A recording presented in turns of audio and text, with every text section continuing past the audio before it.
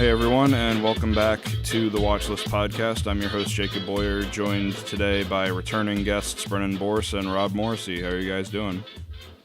Doing well, Jacob. Doing very well. How are you? I'm pretty good, all things considered. I just find it funny that I think I made a joke last time we recorded that things were hopefully on the upswing, and boy, was I wrong. Oh, yeah.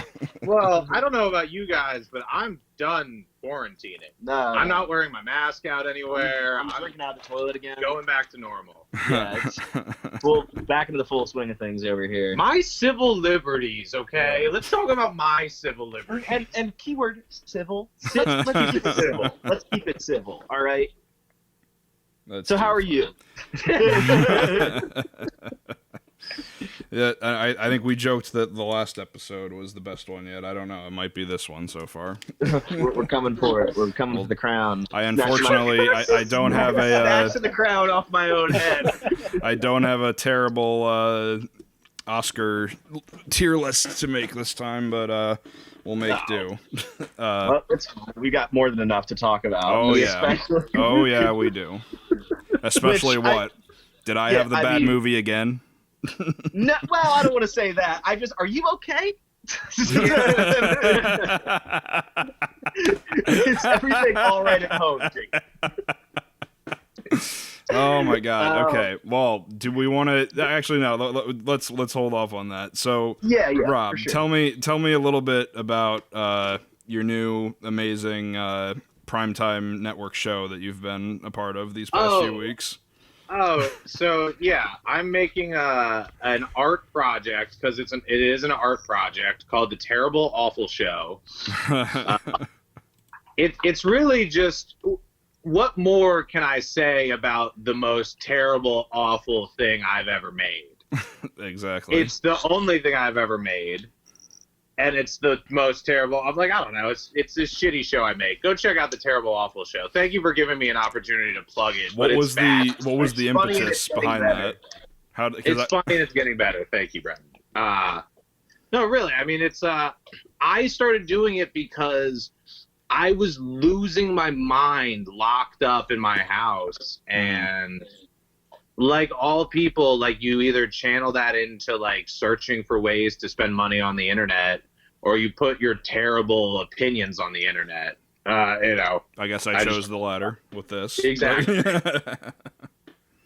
If anyone's interested in looking at it, skip episode 4, and in fact, I've retitled episode 4 appropriately. It's just don't watch episode 4.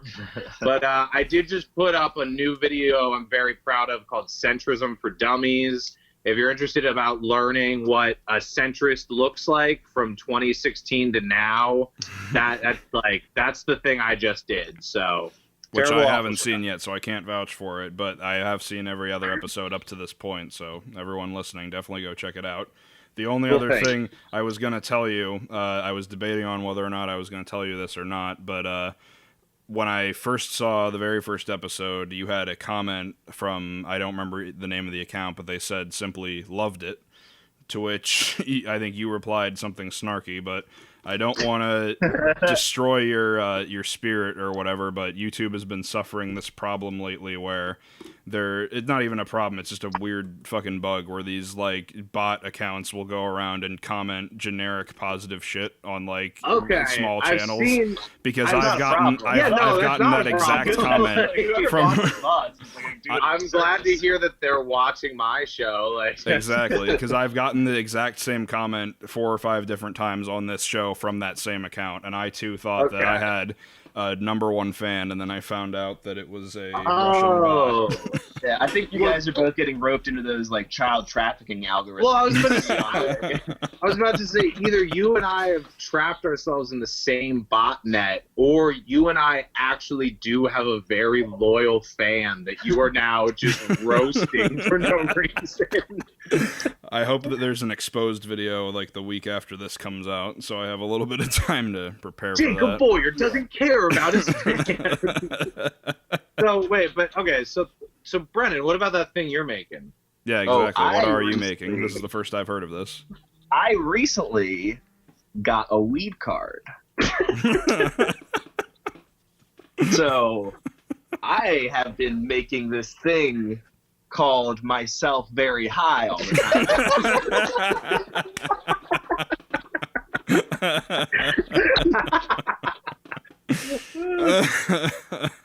Oh my god, that's about that. That's all I have to plug. Yeah, if you want to check out the Terrible Awful Show or Brennan getting high all the time, both of them are available on YouTube. Yeah, I definitely need to check out the second one. I have not seen that yet. Alrighty, so I guess let's just dive head on into it. We have some movies that we need to. Well, have you seen anything other than what we've talked about, Jacob? Have you seen anything? I have not seen much. I've been my work has been absolutely crazy. We're down to only a few editors to handle what should be the job of like 5 or 6 editors. It seems like. So I've literally been. I'm running on maybe 5 or 6 hours of sleep over the past like 4 days. So. Damn, Jake. It's been You're a trooper. It's been a little bit rough, but all in the name of public access television. Well, all in the name of public access. Yeah. That's an institution we can all get behind. The collective demands the new. Exactly. But no, I watched a few things. I watched the one that comes to mind is I watched the Jeffrey Epstein Netflix show. I fell asleep towards the end of it, but I did see the first 2 episodes all the way through. I know what he's talking about. Is that actually worth watching? Because to me it didn't. It doesn't really present anything new. It just kind of elaborates on everything we knew already. I want something that only presents the internet side of the story. I don't care about I don't mean to say this, but I don't need to hear the survivor accounts so much as I need more drone footage. It is mostly because like I said, I watched the first 2 episodes. I fell asleep sometime towards the beginning of the third, and then I woke up as the last episode was ending, and I think there's only 4 episodes, but the first 2 were mostly all like just to the victim accounts and their stories, and there was like this trial in 2008 where he got like a year's worth of probation or something, and then that's where I fell asleep.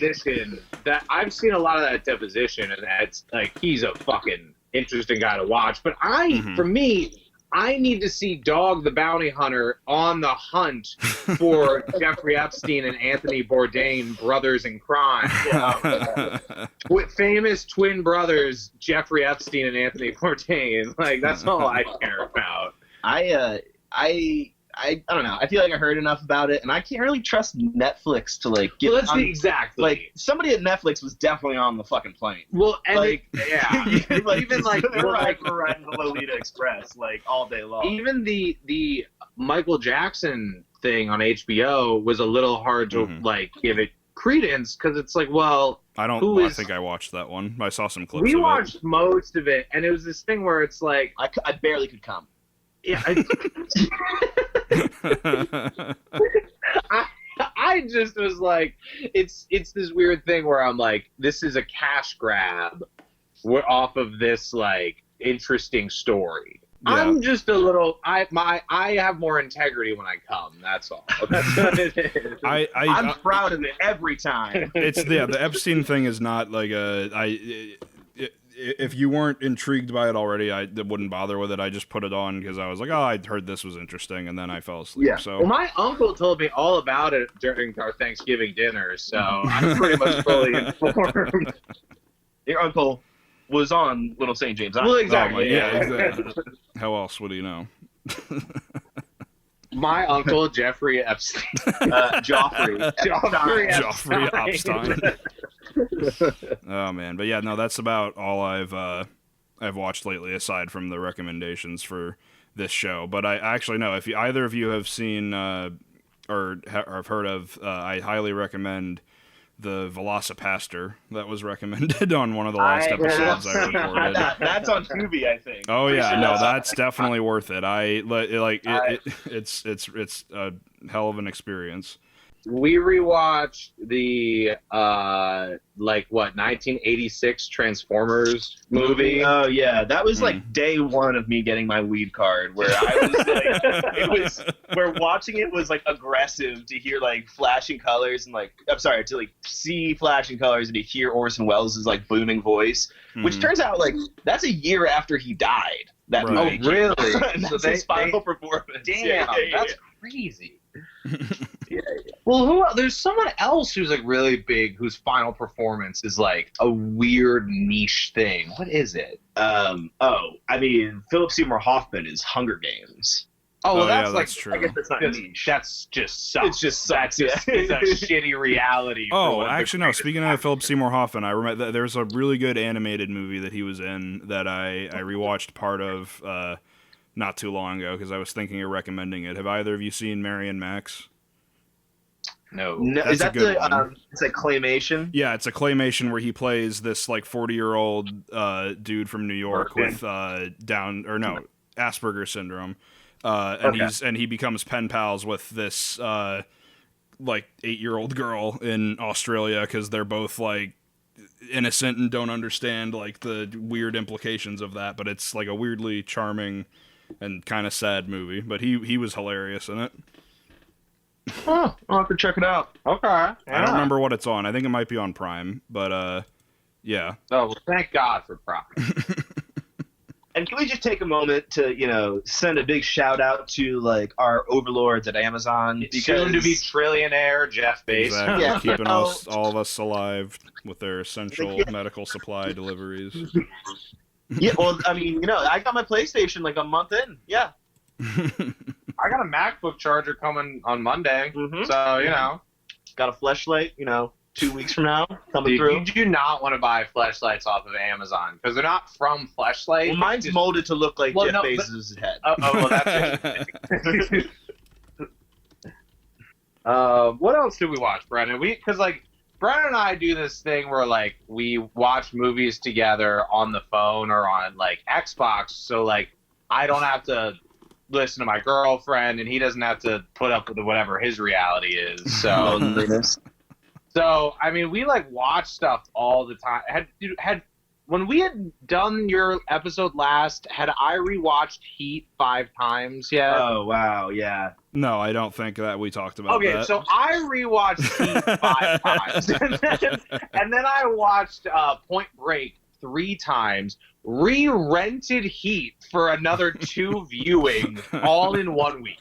I think you also watched like Sonic, like a bunch. Oh my God. I got my money's worth for Sonic, baby. I watched that like 7 times in the rental period. Is it any good? Sonic is great. But Sonic is it good or is it ironically good? If you appreciate Jim Carrey, you just watch it at least one time because Jim Carrey gives a very good performance. Has some very weird, quirky, fun parts. I don't know. I'm excited for Sonic 2. That's where I'm at. Actually, as much as honestly, I will say this: I did not care for Sonic, but they got me with a post-credit scene where Tails shows up. Spoiler alert! Yeah. Sorry, shows up in the post-credit scene, and I was like, "Oh fuck, we're building this universe now." Yeah. And I don't know why I felt that way because. Aside from Jim Carrey shit, I despised the rest of the movie. Well, I knew about that scene. What I was really hoping would happen is that because I saw that thing because someone sent that clip to me.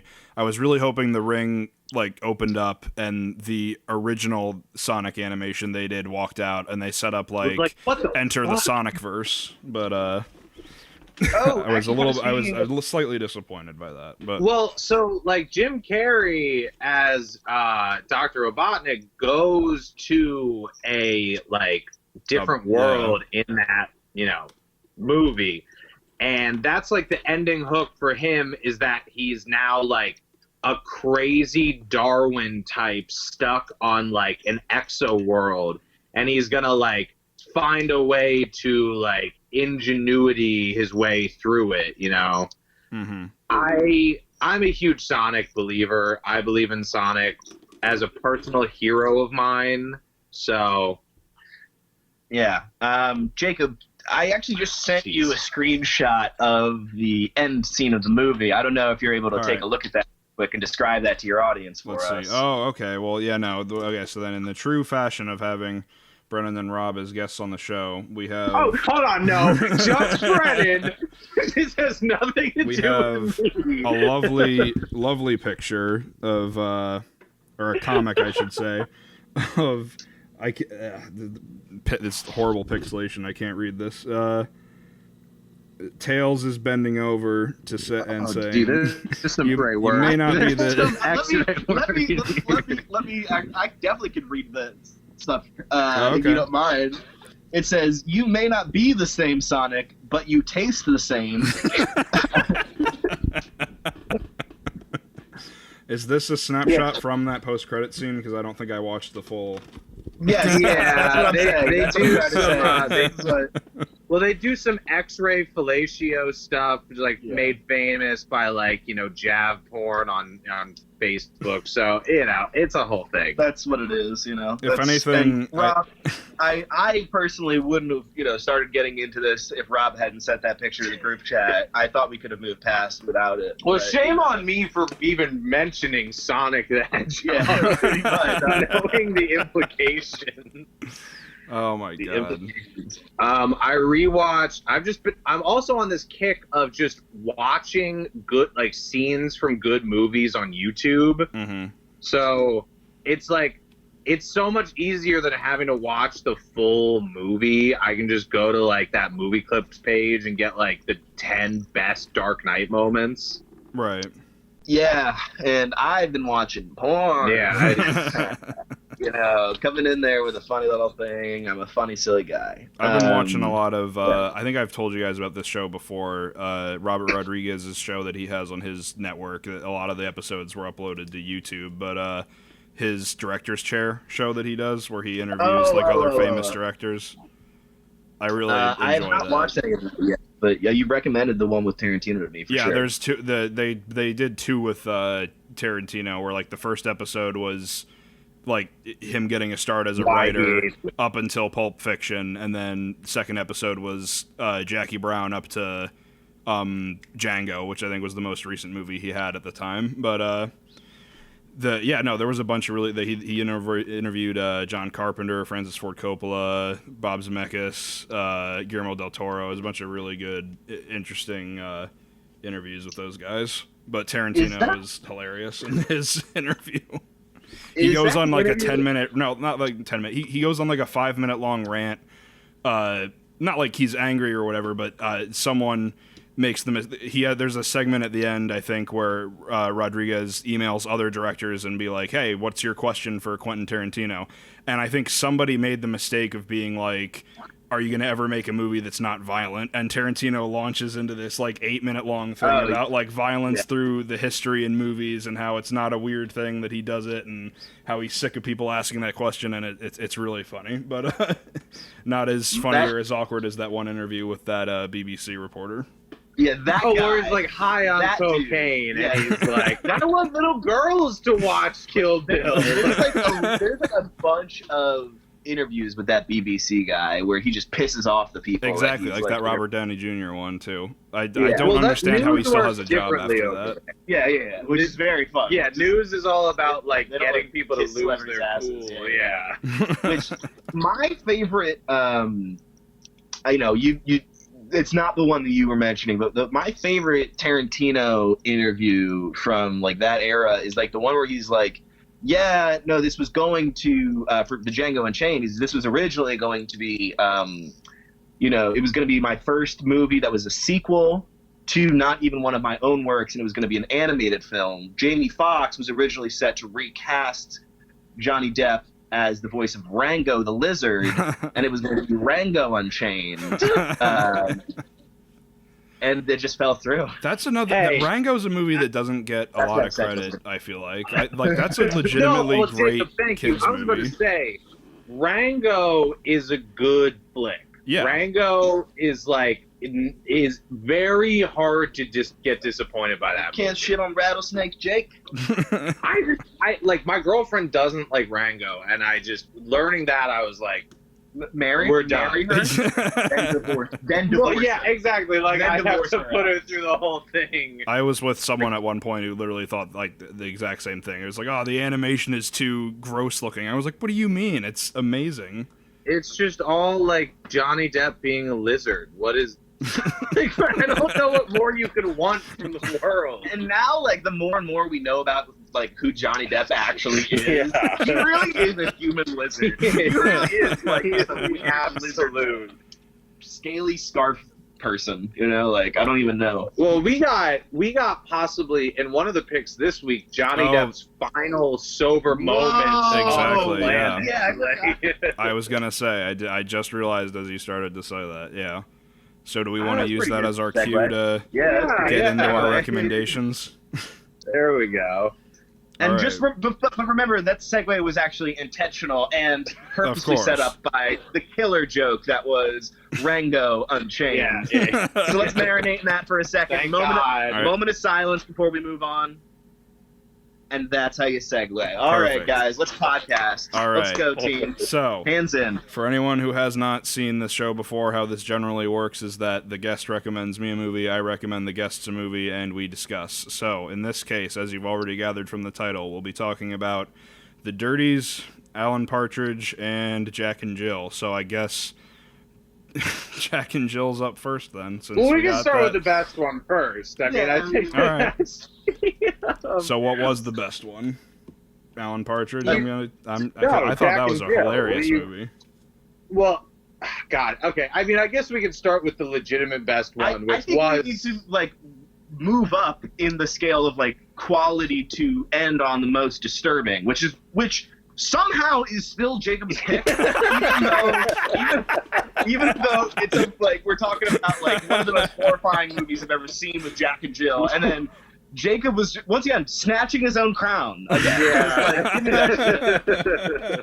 Well, it was so funny because Brennan and I made our picks, and Jacob, you were like, "Oh, so I guess this is just the Punish Jacob week on my own show," and then you come through with a film Truly punishing. I wish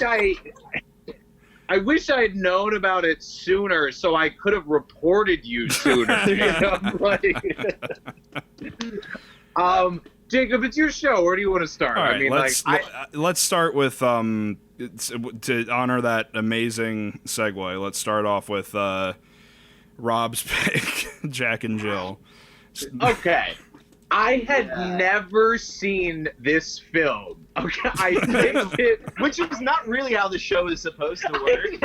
from what I understand. I picked it because I was like, as always, I view this as like, oh, I get to force people to watch a movie of my choice. So Jesus I was Christ. I was making picks between 3 movies, and it came down to like, I had forced Brennan to watch Interstellar this week, and he hated it. And I was like, I could make Brennan watch Interstellar. That's still that's the Nolan movie. You should have gone with that because that's the one of the few Nolan movies I still haven't seen. You yet. haven't done. Yeah. Okay, well, you can do that with someone else. I hated Interstellar, like top to bottom, pretty much, with a few things that were shining moments. I still cried at the end. So when the credits rolled, I was still sobbing pretty much. But And it's probably like, not what for the the fuck? I hated reason this that movie. the film intended. Yeah. I'm just like not well. Well, I'm like, personally, I'm so broken as a person that I only cry to movies anymore. So it's like, any movie that gets me to cry is a huge winner in my book. Cry or come, that's an A+ in my book. But yeah, I picked Jack and Jill, and I gotta tell you, I didn't realize I was picking like a time capsule of pre-Me Too actors. Because we got Johnny Depp, we got Jared from Subway, Which monstrous. We'll talk about. I want to talk about that. Rob and I had a good bit about that, but also you can continue. I don't know that this necessarily counts as a predator, just a person I don't like very much, but a pre-transition Bruce Jenner. Oh yeah. Oh yeah, that's true. Well, okay. and this is also either around the time or before he murdered people with his car. I think that happened like way more recently towards the transition. Yeah, this is 2011. We had Al Pacino making fun of dementia in like the weirdest role of his career. Al Pacino like purposefully like not really making himself look great. Like kind of like making himself like playing himself in a movie and kind of like, seeming like a predator a little bit. Jacob, Brennan and I talked about this because throughout our history together, we've known each other a while. We realized that we don't. I said this. I think the only comedy I've ever watched with you was Kevin Smith's Tusk.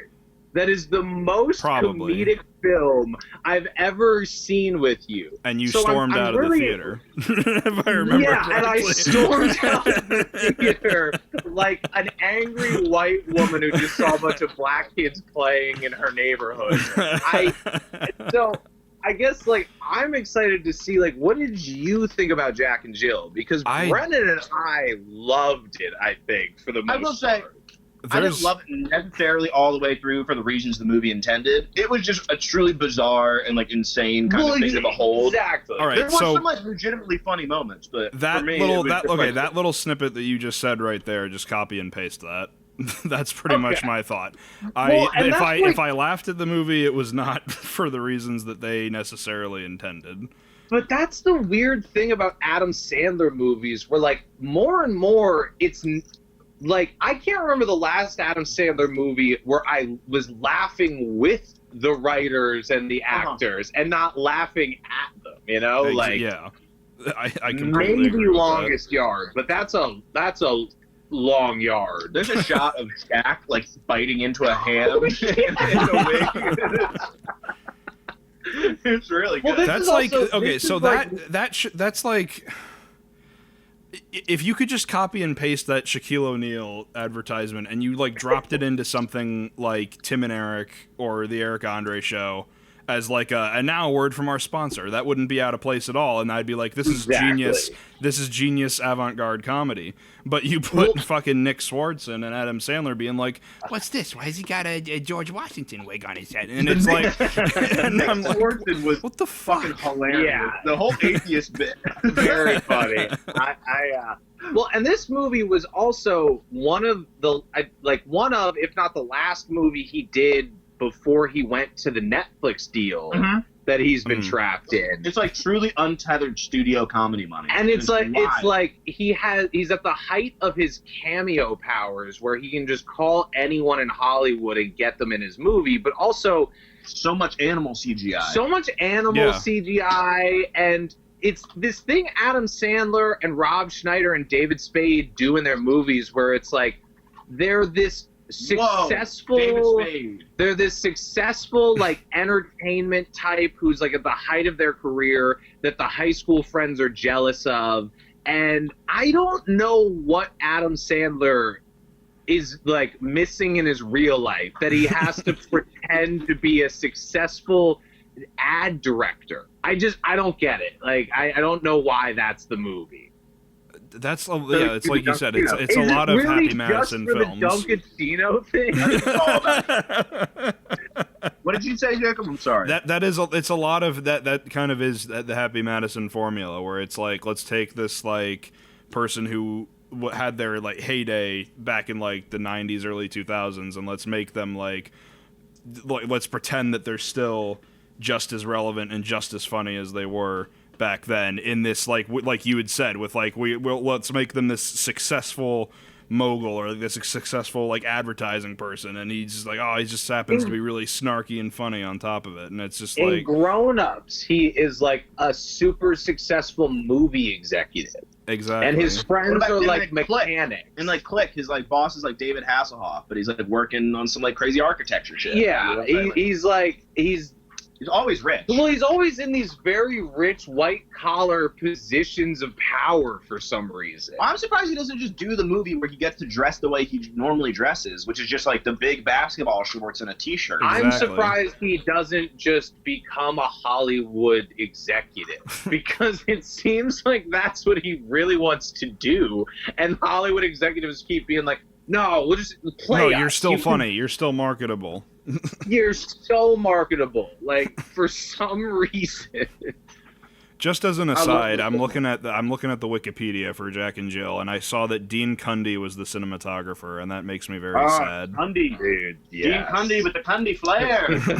Oh my god, dude. He's great. I knew there was something about that movie's angles. There was Exactly. something Yeah, about the angle. compelling, You know what? amazing angles. Some people say that they don't notice about the movie. Yeah, the camera angles. Yeah, people are shocked when I say this. Jesus Christ. Oh my god. That actually depresses me to see his name like next to this title. It's like, what else is he does a lot of John Carpenter stuff. What else has he done? He's Who Framed Roger Rabbit. He nominated for an Academy Award on that.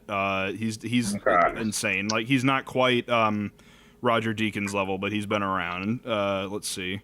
He did The Thing, Escape from New York. Yeah, so a lot of John Carpenter. Okay. Big Trouble, Little China, Who Framed Roger Rabbit, Back to the Future. And how many of Bryan Singer's pool parties has he been to? Because that's like really the metric for success in Hollywood. Truly, yeah. What's your body count? Kevin Spacey's in all of them, so he's like, to my knowledge, the most successful Hollywood actor of all time. Jesus.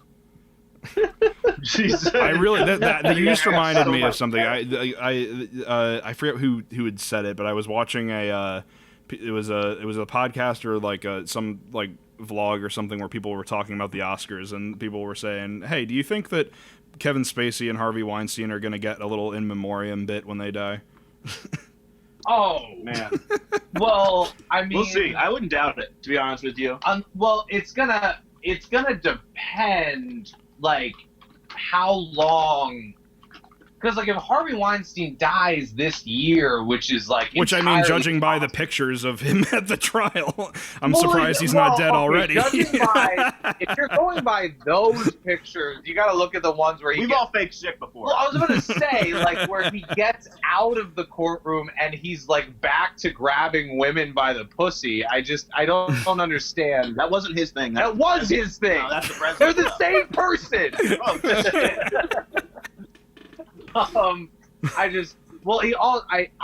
Hey, that's the president. That's our president who grabbed him. Hey, you're talking about our president who grabbed him by the pussy. How dare you? Have some respect. Have some respect for my pussy grabbing president. Come on now. Jesus Christ. Come on now. Knock that off, you fucking. You don't like grabbing pussy? You know what? Here, Jacob, here's a better take. I hope they both get in memoriams this year. I hope they just give them in memoriams this year, even though they're both alive and kicking. My stance is they should get an in memoriam. They should have gotten the in memoriams the year they finally got caught. That would have been amazing. Well, I mean, in that case, if some rogue editor just Piven snuck in a flash frame of Kevin Spacey a la Tyler Durden at the in memoriam section, that would have been amazing. I think the best move is to, like, put up the in memoriam and then set the date as, like, the next year.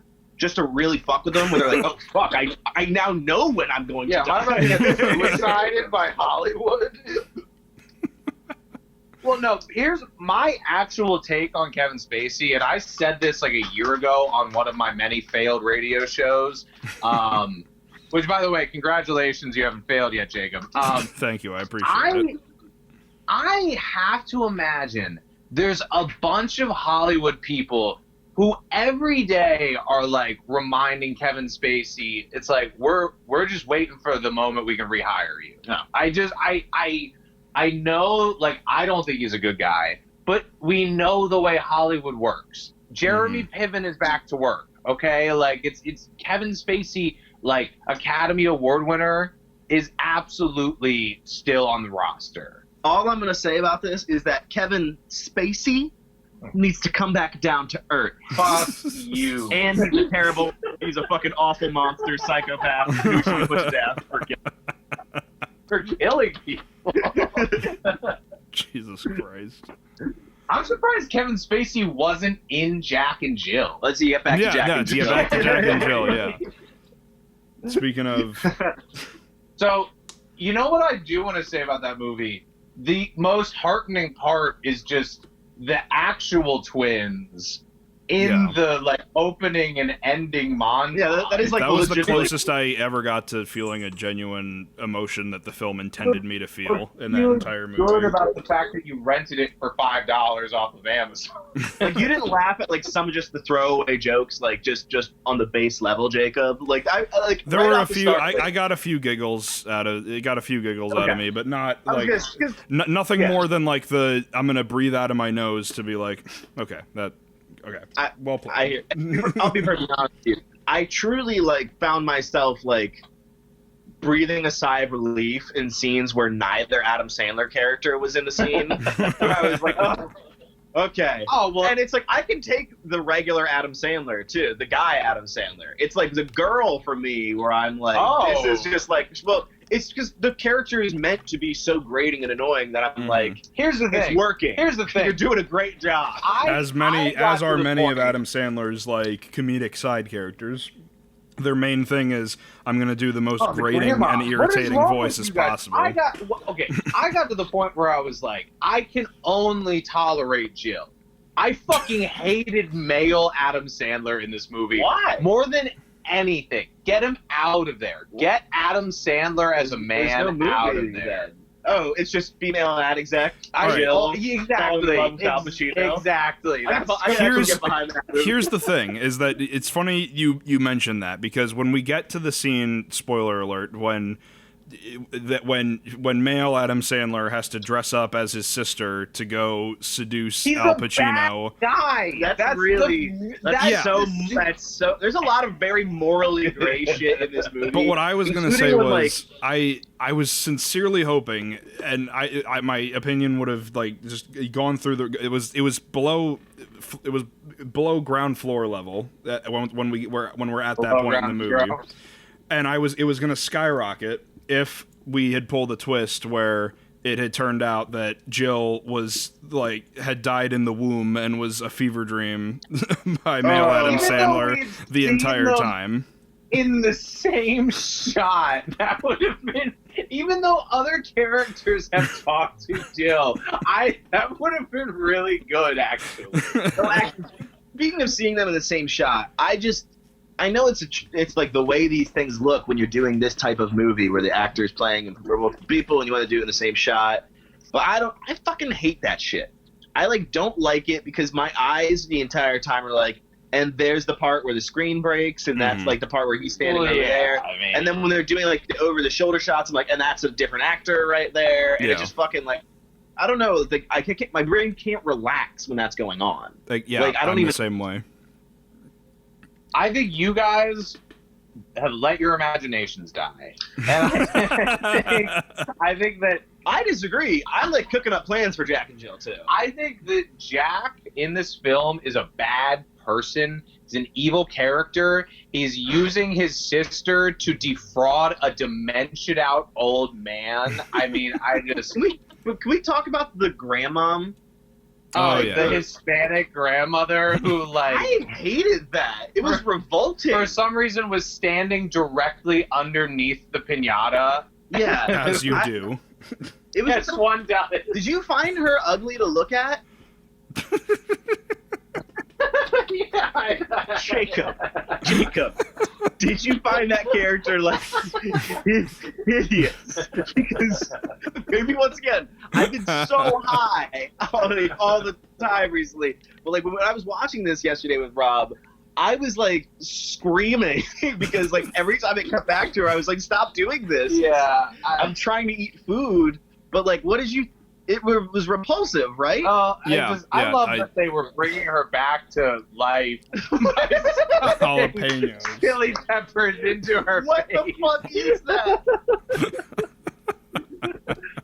So ugly to look. I was this is crazy. Okay. I mean, aside from classic comedy, where does Jared from Subway fit into your opinion about the movie? All right, so I will say that like he did give me the second hardest laugh that I had in that entire film when they have the birthday scene, and he just screams, "I want to eat some fucking cake," right into the camera. That caught me off guard and made me laugh. So it got us pretty good too, and I think part of it was I was doing this bit where. Because Jared kept saying, like, about his new diet. And, like, I'm hungry. I'm starving. And I would just keep ending the sentence with, 4 kids. And so, I'm fucking hungry. 4 children. So, like, and that scene where he just goes, like, I want to eat that cake or whatever. I was just like, I want to eat that kid. And it was just very, like, terrifying. He's a monster. Well, that scene was mirrored. That energy was mirrored with Nick Swartzen being accosted for being an atheist. That was very funny. Yeah. That was, like, to the point of like violence. Believe in God. To the point where they were actively cheering for him to be beaten up. That kind of threw me. So funny. That really threw me for a loop when that started happening. I was like, please let there be a fight. I need to see how this resolves itself. Do you guys remember what Jill's reasoning? Because Jill says some wild shit where it's like, how could God not exist if, like... The Grand Canyon is real? Yeah, something like that. This movie haunted Jacob. Yes.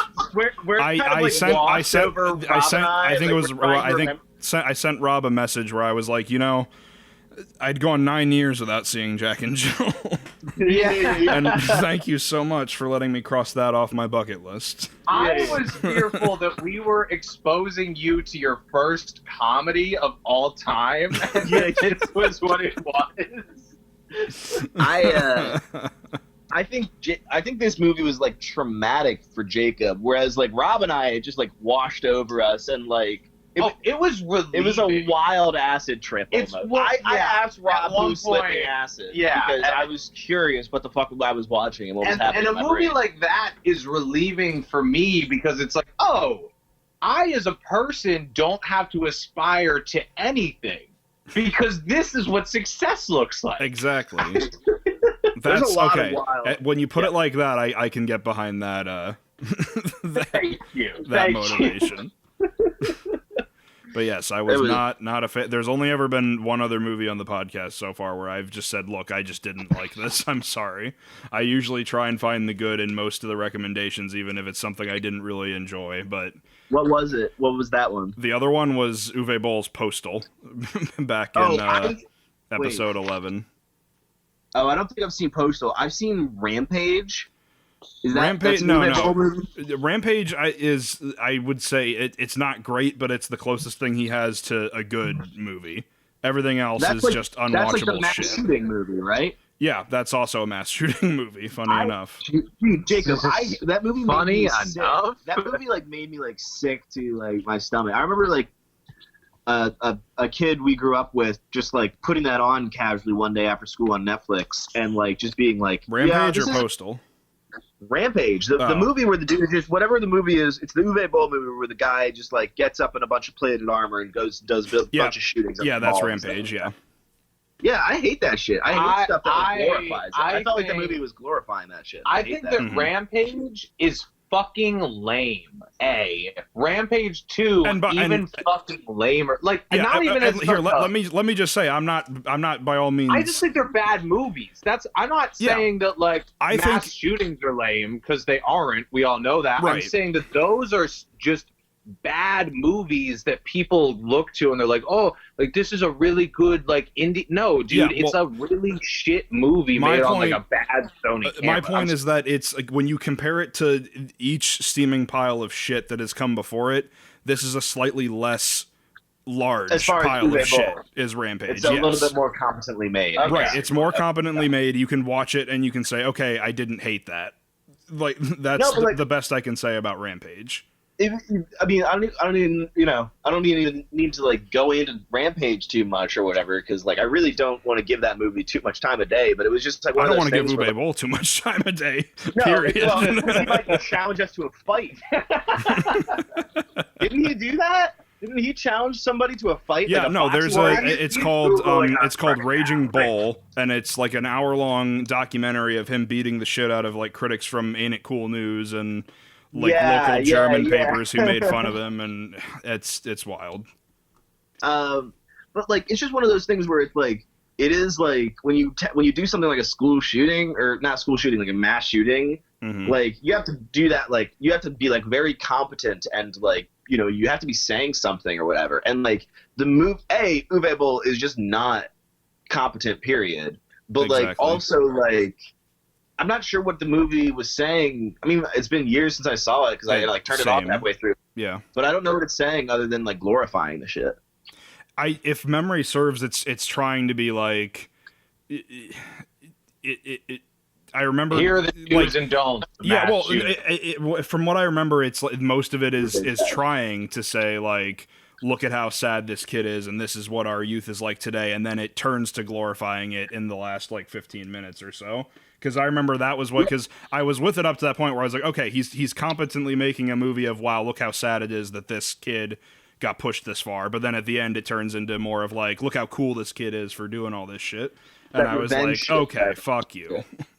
Yeah, because it's like, hey, do this. Like, you know, it's the same thing. It's the same problem with that like 13 Reasons Why show on Netflix. Because it's fucking like, and then they start off the most recent season with like the whole cast coming together, being like, hey, if you need help, then reach out to the definitely don't break out your cassette tape and make a bunch of reasons why you killed yourself. I mean, that show has led to a string of like under 13-year-old suicides. Yeah. There was like a 10-year-old girl who stole her mom's phone and Ubered to a parking garage and jumped off. And it's the mom blames that show specifically. Well, it's so wild that as you should, because it like really romanticizes that whole concept.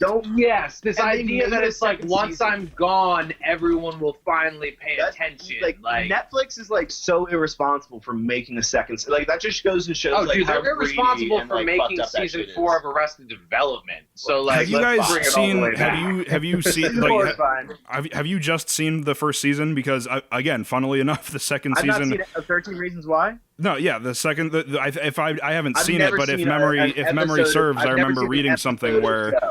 What's that?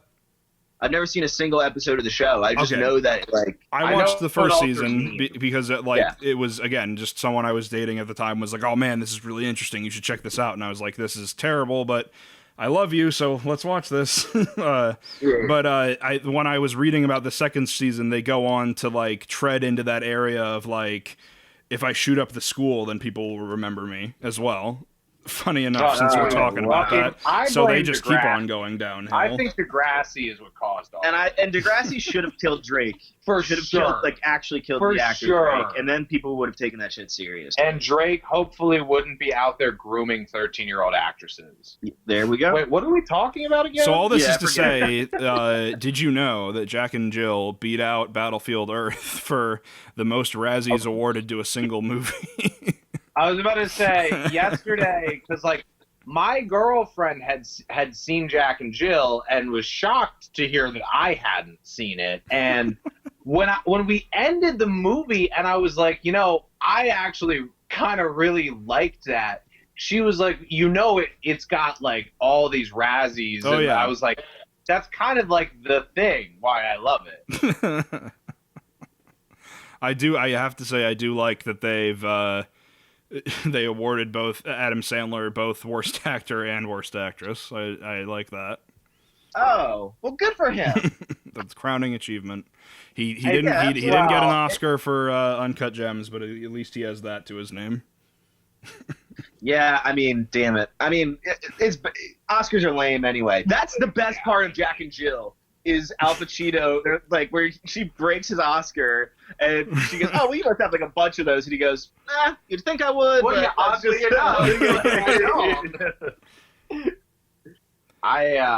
I just, before we move on, because I don't know, it's like, these are comedies, so it's like, what more can we really say? Like, it's really hard. I always get pissed when people are, like, really criticize a comedy, because it's like, really the greatest scene in a comedy for me is the Judd Apatow shit where it like turns into a drama in like the last like 40 minutes to an hour. This does have a bit of an Apatow lull, but not the way Judd Apatow just kicks you in the fucking balls. Yeah, like, right. like literally 30 minutes into a Judd Apatow comedy, it's like 8 people have cancer and the world is on fire. Wake up! It's time to stop smoking weed, you fucking loser. Yeah, exactly. Like time to grow up. Raise this child. Yeah. Raise this child, Pete Davidson. But I do think that like Jack and Jill, if you can go into it just recognizing that like this is a guy who is as trapped as you can be in a life. Like he cannot get away from making these movies. It's like I'm happy that he's not like every year being like putting out a movie that's like better than Billy Madison or like it's like I'm kind of happy this is his career trajectory. It's like very enjoyable for me, and I think the movies are getting better. That's kind of where I agree that the movies are getting better again. Like I think it is interesting, but like this was like a lot of people consider this like the beginning of like, or not the beginning of the end, but like one of the reasons that it should end. And then he got the massive Netflix deal, which I think boggled people's minds. Well, like, was this before or after the movie where he has sex with his teacher? That's My Boy. I think it might be after this. Okay. I think I would have considered that maybe no more of this.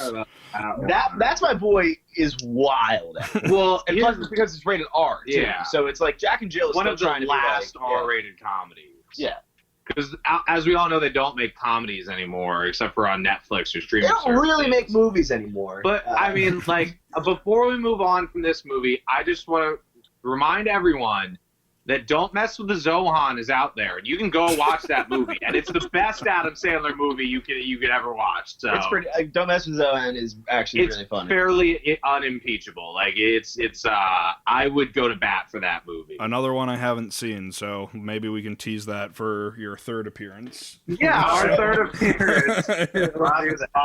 Yeah. I just want to say really quickly before we move on, just by pure happenstance, I was watching some Norm Macdonald stand up a few days ago, and I was really happy when he showed up for like 5 minutes in this movie because he's a really underrated guy. Norm Macdonald little cameo. Where he said something where he's like, "I'm just wondering if I'm having a waking nightmare." Something like that. Like maybe the laughs really hard. That's why that's what he's just one of those actors where I wish he was a bit more successful in movies, but at the same time I wonder if like that's just what he's meant to do, is just to come in a mediocre movie and say some really funny shit and then leave. Is he not on the perfect Norm Macdonald trajectory? You know, it's like, is this not the universe getting something right? Yeah. Yeah, I mean, what was one genuine laugh you had, Jacob? That was pretty much it. It was the entire time Norm Macdonald was on scene. Every time they cut to him, I was like, okay, that's good. That's really funny. Feed on children. And I really, that was just me. Yeah, I liked his whole sequence that he had, and what I really wish they had done was at the very end, they drew out the joke way too much, but I did genuinely laugh when Al Pacino's like, burn it. If they had just cut to black right there, that would have been perfect. You must burn this tape. Yeah. That was good. Those were my two favorite moments in that. The Dumb Pacino rap is my new ringtone. I mean, pretty good. Yeah. Say hello to my chocolate blend. It's really good. Oh, when he's like, "Are you godfathering me?" Like, oh yeah. Oh man. So all that is to say, yeah, Jack and Jill. Yeah. 10 out of 10. Thank you.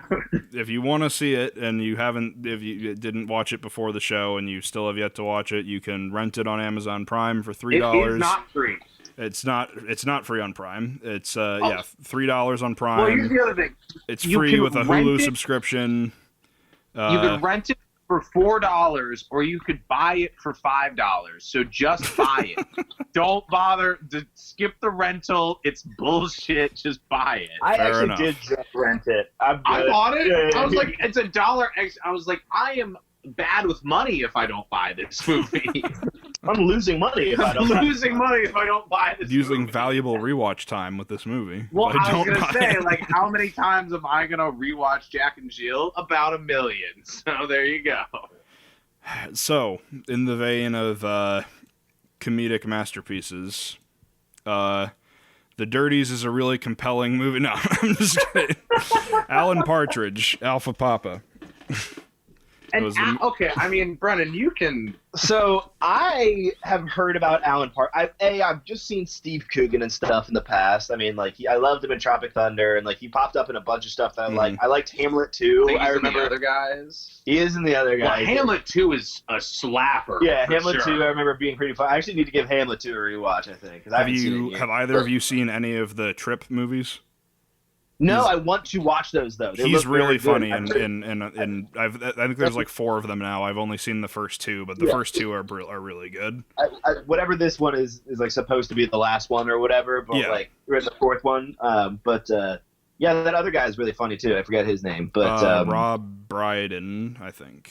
I don't know. Gotcha. I couldn't tell you what he's been in, but he like a similar sort of thing where he like pops up in other comedic movies. Like I think that was sort of the gimmick, was like, let's take these 2 like bit part British chaps and and let them riff on each other for 2 hours. But yeah, no, Steve Coogan's great. I like him a lot.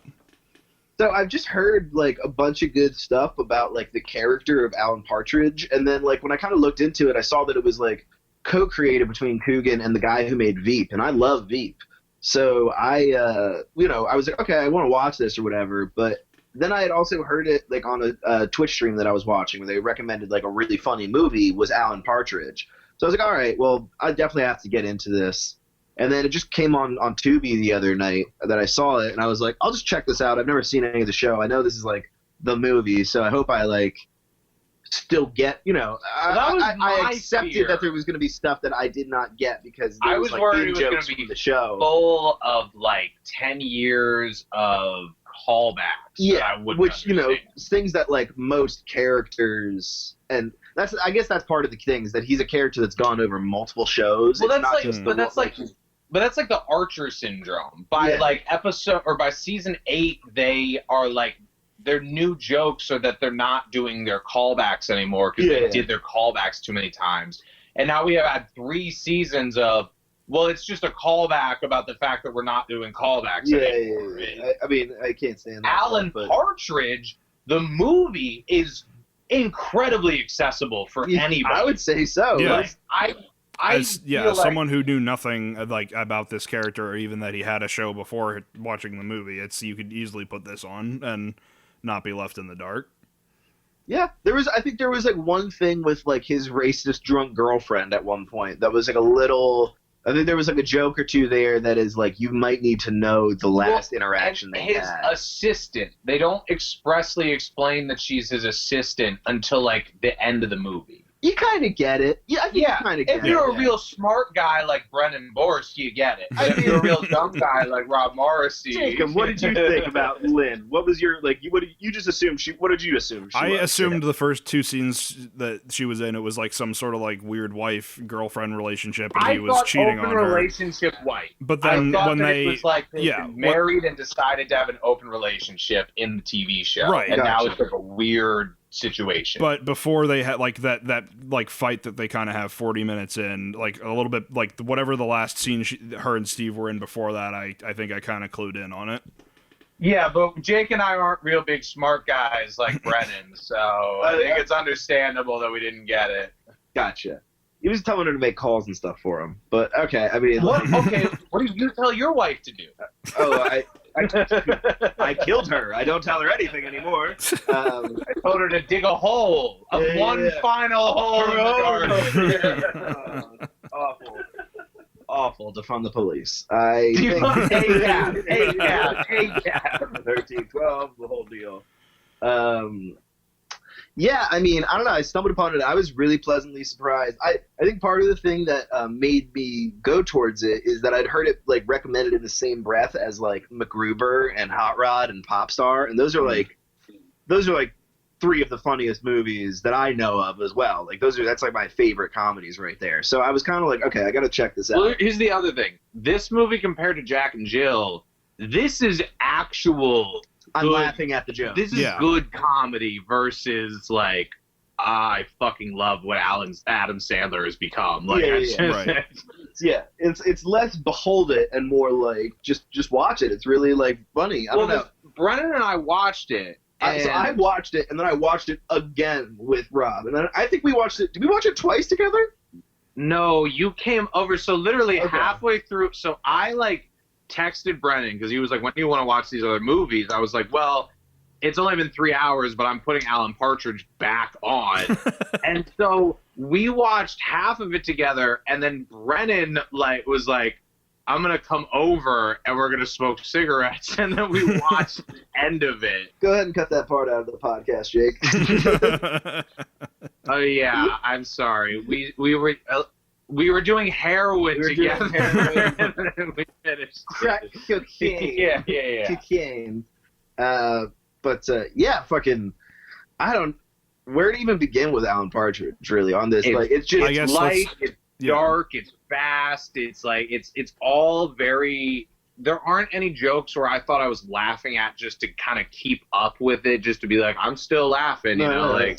Right. I cracked up every time I watched it. I was like dying. And it's got a very funny like kind of. The logic of it makes sense, where it's playing on like what your expectations are, and then you're like, wait a minute, like 2 seconds, like as you the viewer realize, like, wait a minute, like that doesn't make any sense. It reveals that what you were just watching was like a hallucination or a dream or something like that. And it's very like, I don't know, that shit is like very fun to me. Where it, plays on like what movie logic is, and then it like kind of overdoes it so that you get it. And Alan Partridge as a character in this like movie, and I haven't seen the TV shows, but I have to assume it's very similar. In this movie, he comes across like he thinks he's the star of everybody else's movie. And so he tries to do like movie trope stuff to people, and they like it never really works. But when people try to do movie moment stuff to him, he doesn't get it. He is disconnected from the movie. Yeah, exactly. It's very much like a Jack Burton type performance where he thinks he's hot shit and doesn't quite realize that like he's just a pawn. I love that kind of character. The guy I definitely know. Burton, this person I know. Who is Jack Burton? Jacob? You don't know Big Trouble in Little China? Oh, Jack. Kurt Russell. Okay. Yes. Brennan and I both looked at each other with this look of like, are we about to pretend that we know who Jack My Burton cinephile is is? showing. No, but you're talking about like this just like big kind of dummy kind of thing, Yeah. Someone who thinks he's hot shit and then he like gets his fucking pants caught on the window. Yeah. Oh, that's great. Where he tucks it and they like catch him from behind. Oh yeah, he's like, I don't want paparazzi to see me. Click.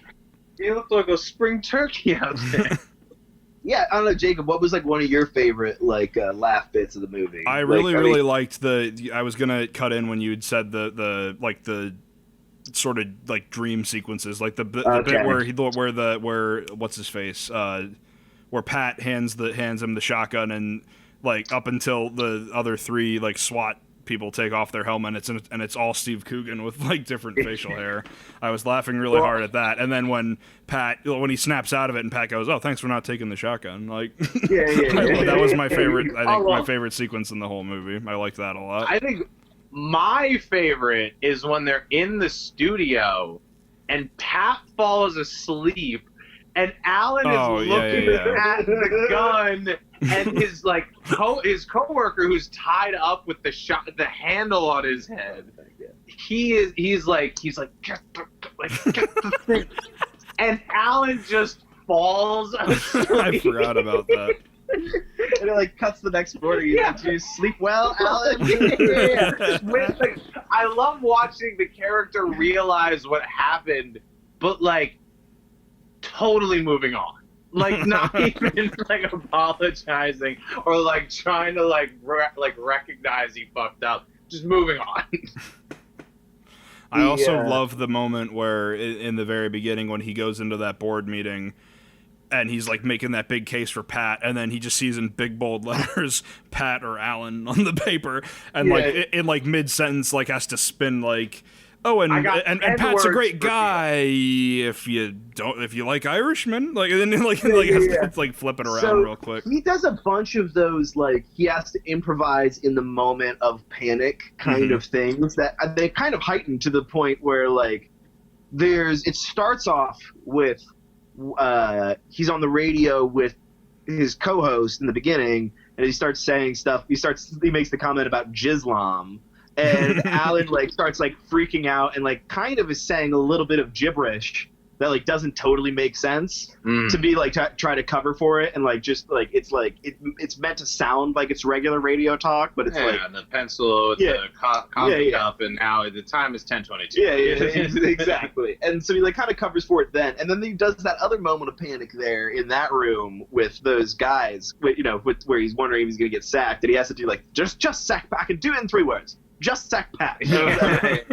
And then the third time is like when Pat is like got the shotgun. Pat is like hitting the he's just like, there's bins the window, you winnow bin window. Exo coffee cup and his co-host is like, that doesn't make any sense. He's like, well, and if you if you call in and make it make sense, you'll win a prize, and the prize is the coffee cup blinds window.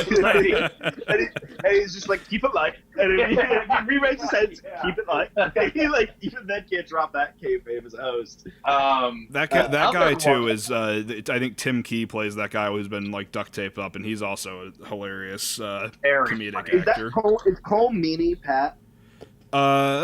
Yes. I think he's hilarious, and he's a good actor. I forget what else I've seen him in, but he's really good. I mean, in that dream sequence, that bit where they all take Jason Bourne, Jason Statham, Jason Argonaut. It's Jason and the Argonauts, and he goes, made me laugh so hard the first time I saw it. I was like dying.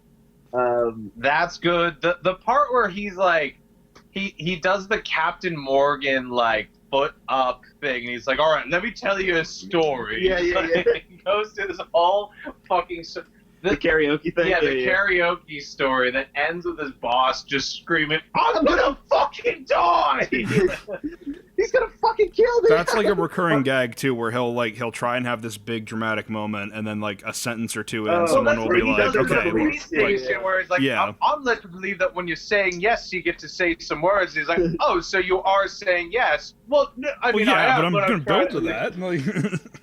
You couldn't stop me there.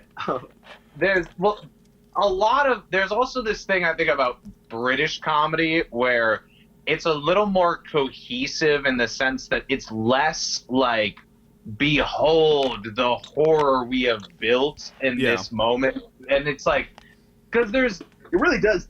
If you don't know the fucking, I mean, I feel like this is still wild even for the show. I mean, like, I don't think Pat, the character, goes on a shooting spree in every season of the show or whatever. Well, there's that stuff. I'm talking about the setup punchline cohesion of like, before there's that whole thing, like Pat says like, you're going to make me this jingle and you're going to make it exactly how I said it. And then you have 2 minutes where you forget that was even said. And then you hear his jingle verbatim, and it's about how like, Pat was fucked over by the studio. Now he's gonna kill the hostages. It's like this setup punchline of like, oh wow, verbatim. Like I think it ends on like, get a couple body bags. Yeah, it's like that was beautiful. Could you make me more? And they're like, So Alan does this really great, like when he's like, he'll like, I don't really feel. Oh no, I got it. He literally like constantly is like. Believes nothing. Truly like a man who like, like is just like the worst type of person that like believes absolutely nothing. And it's funny because like, I don't know. It just fucking really good movie. Yeah. Really good movie. Really funny too. It's like Oh, you don't want to make it political, Brennan? No, I don't want to make it political. Well, I'm gonna make it political. Go for it. I just, once again, a movie going into it, I had very few expectations, and I think all the way through the final moments of the movie, I was dying laughing. Yeah. In the moments where Alan Partridge is dying, quote unquote, is like all very funny. Like, I love the just part watch it where fly away. yeah, exactly. What are you doing? Yeah, you're acting weird. That's my point. It's like people do movie tropes to him, like closing his eyes. He's like, "What is wrong with you? Like, who does that?" I like the little what are they called? Like the little like end cards where they give like the summary of like what happened to each character after the fact. Yeah. My favorite one being brilliant. the fucking crazy like bus driver guy who's like, the search lasted 45 minutes, he was never found. Like, that made me laugh really hard. Oh, that dude where he's like, I've got no insurance, I've got no registration. I don't have my seatbelt on. Try to pull me over this time. So good. There's just great little, I mean, like, there's big, broad comedy that, like, hits you over the head, and then there's, like, quick shit that you, like, miss or whatever. Yeah. It's all really relatable. I mean, one thing I, like, personally love, the smallest, like, just, like, a small thing, is towards the end there, where Pat is like, my wife, Molly, she was buried at sea, and he's just like Bin Laden. And it, like, kind of just keeps moving. They don't really address it, but it's just, like, well, it's because the other characters in the universe are like, all right, moving on. Like, we're gonna get back to my thing now. Oh, where he's like telling the FBI to like shut up. Like, I'm in the middle of something. He's like, wait, what's he? he's like At the singing to end. Pat to like Yeah, make he's him singing, like, and they're like, Pat, you calm don't have to down. do this. And Right? they interrupt him, and he's like, what the fuck is your problem? And then like he's like talking to Pat, and they repeat something he said. He's like, oh my god, these guys. Like, he's just he's annoyed that they're trying to help him. Well, and like once again, this setup punchline nature of like spoilers, whatever. Alan gets shot in the end by the SWAT guys And himself. And Brennan brought up a really good point to me, which is like, I thought the SWAT guys might have just shot him because he kept fucking up and they were annoyed by him. But Brennan brings up the fact they set up a joke that people have been aiming, like their aim is so off, like 10 feet off. Like, you know what we're talking about with like the air rifle where he shoots Pat and he has to like aim at Margaret Thatcher. And he's Susan Boyle. Or it's Susan Boyle. He's like, trust me, Susan. And he like, so like Brennan brings this up to me. I'm like, that has to be it, where they set up this thing where it's like they just weren't dialed in correctly with their scope and they shot the wrong guy. I'm curious about that. We referenced it earlier, but that Godfather joke, Jacob, do you know what I'm talking about? Remind me. So it's like towards the beginning, and it's at the big company party. It's the new yeah. owner of the studio. He's like, I don't like movies with subtitles. I don't like black and white movies. I've never seen Citizen Kane, but I love The Godfather. The Godfather's the best. And they're talking about the acting's good in The Godfather, and he just kind of sneaks in and he goes, "Hey, that's really good. But you know, it's really, really People good. are always shocked when I say this. The camera angles," and then like He gets pulled away from the Immediately. before he ever has to defend that like dumb guy take or whatever. Like, it's so funny to me because it's such just like a base, like, you know, that's just a thing you could say about any movie trying to be a smart guy, you know, like. Well, yeah, it's like that. It is that really dumb guy who thinks he's the smartest guy in the room, who's like, I'm gonna come up with something very nuanced to talk about. That is. You know, what if God didn't exist? Yeah, what if God didn't exist? All right. Yeah, explain the Grand Canyon to me. Which is gonna be like, not to get into my own views, I'm not an atheist, but I'm not like super whatever. I am going to say that to any person who says to me proudly that they're an atheist. I am going to get in their face and be like, then explain the goddamn Grand Canyon to me. The gosh darn son of a bitch. The gosh darn. Yeah, the G darn. I once was on Xbox with someone, and I said, my mom was in the room and I didn't want to curse in front of her, so I said, God darn it. And the person goes, it's kind of wild. You think that like the God is like the not offensive part of that thing to me. Like it's like I rarely said "gosh damn it," and I'm like, well, my mom's okay with it, so that's not how that works over here. That's too good. But Jacob. yeah, Alan Partridge. Jacob, so like I said, Brennan and I were like, we don't really know what your comedic sensibilities are. Like, where have you seen this now? Like, where do you rank it in your opinion of like comedies? It's definitely up there. Okay. I kind of am a little bit inconsistent with like what I really enjoy out of a comedy, but like this is definitely up there, I would say. I'm trying to think like what my favorite, like to as like a base of like what my favorite comedy would be to compare it to, and I can't like. I'm having trouble coming up with that. Go through your encyclopedia that you're writing of all the movies you've ever seen, and go to the single comedy page. Well, no, we're actually I do have a list, not of the comedies, but I do have I did a favorite movies list on my Instagram a while back, so let's just see which comedies stand out. What We Do in the Shadows is on there. Okay, What We Do in the Shadows. There we go. I love hearing that. Yeah. And which, by the way, Brennan and I have since watched the show, and I do very much enjoy it. I was very pleasantly surprised. Rob is also a big proponent. I'm on a huge. I wish there was like more than just the 2 seasons in the movie right now because it's so good.